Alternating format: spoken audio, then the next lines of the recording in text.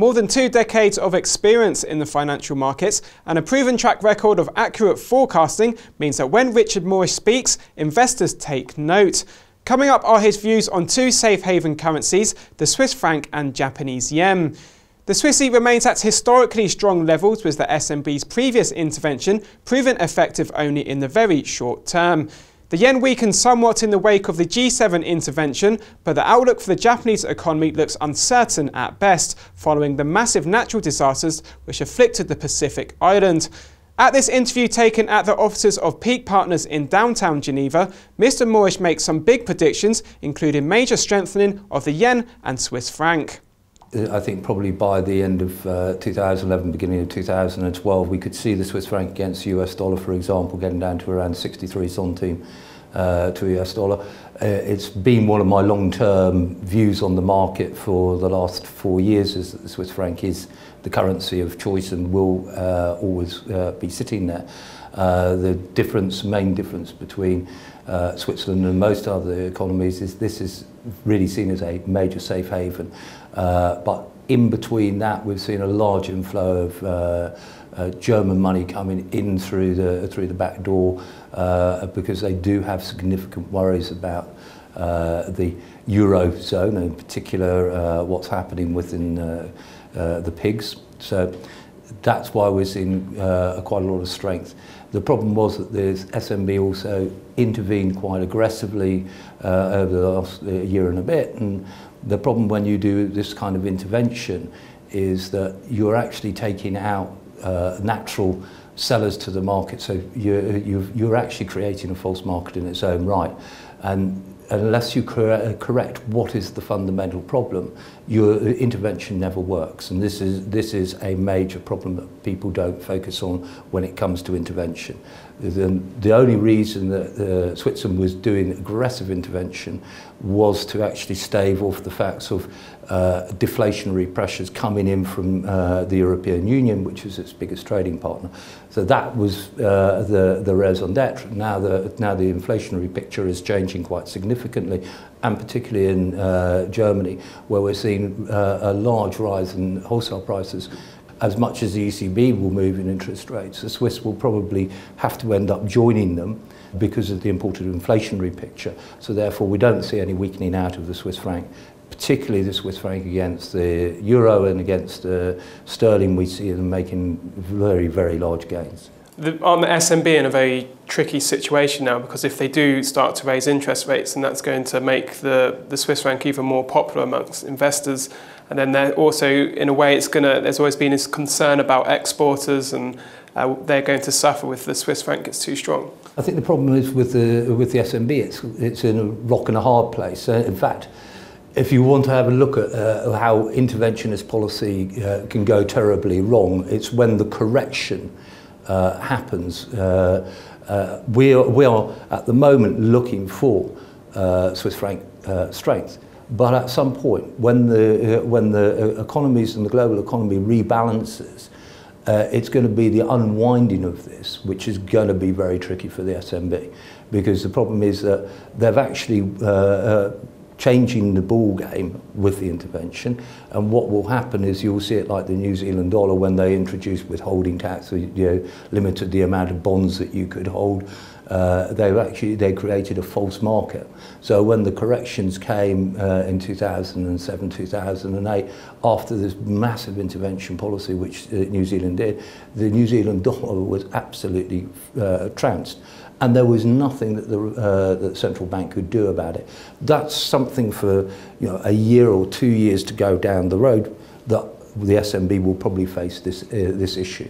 But for the short term, they've caught themselves again in a rock and a hard place, and they can't really now intervene because it's not going to cure what the basic problem is. And the basic problem is that underlying all of the markets, there is still a major problem within the banking sector which hasn't been corrected. Let's move on to Japan, and specifically the yen. The yen weakened after the G7 intervention. Yeah. Do you think we're likely to see a period where the yen is weaker in the midterm, or are we going to see it fall below 80? My personal view is I think the yen is going to go down to around 60. What we've done is we've done a corrective move. If you look at the long-term trend of the yen, it is actually in a secular bear market, and the US dollar yen has been in a secular bear market now for a number of years. The move where we broke and we put that big extension in, and then we ended the day pretty well unchanged just before the intervention occurred. When you have that within trend and within the market positioning, that extension always gets filled. We're currently bounced back, 84.5, 85 region. That, I think, is somewhere near the apex. We're somewhere near the apex at the moment. If it did break above 85 in 50s, 86, it's got a chance to run to 92. It's not going to change the trend of what's in the yen. A lot of people are talking very optimistically about what's with this intervention. I haven't changed. Again, I'd say this is about intervention. As much as it's coordinated intervention on the yen, it's still not solving what is ultimately the real problem. And the real problem within this is it's for the Japanese is there is a major slowdown in construction of parts. You've got a fracture in the supply lines now, particularly in high-end electrics, high-end car parts. If you look, Toyota's already closed factories, Volkswagen are now talking about closing factories. And you've got this same situation occurring across into many other manufacturing areas. Ultimately, people will then flow back into the yen. Because if the economy and the global economy starts to slow, which is what my belief is, by the end of the second quarter, beginning of the third quarter, we're going to see a major slowdown in the global economy. At which point, the yen, the risk trades, or the risk is on the table trades, Swiss franc and yen, will suddenly start to become yet again very highly demanded. So this level of 60 is quite a dramatic increase for the yen. So what sort of time scale are you thinking? I think before the end of the year we should hit down to that sort of level. That's the end of the year, beginning of 2012. It sounds dramatic, but I've been making that call since the yen was at 160. In 2008 I was making a prediction of 60. And it's still going down there, and I actually gave the year as 2011, beginning 2012. I haven't changed the view, and I don't think there's anything fundamentally that changes that view, and technically it's more supported that that's what's going to occur.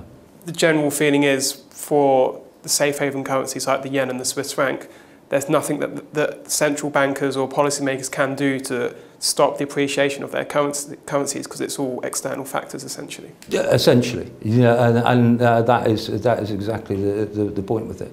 Unless you can intervene, you can do as much you want. In fact, a trading tip from the top is that basically when you see the interventions occur, 2 days after the interventions occur, you will see near the apex. It will show you where the top end of the level of intervention occurs.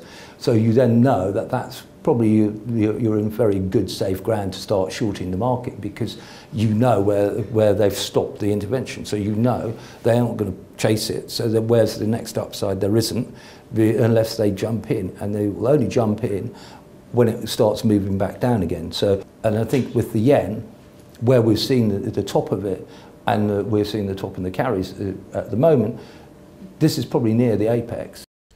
So according to Mr. Morrish, we could see that level by the end of the year. In the next part of this interview, he'll reveal why he thinks the US economy faces some major problems when QE2 comes to an end.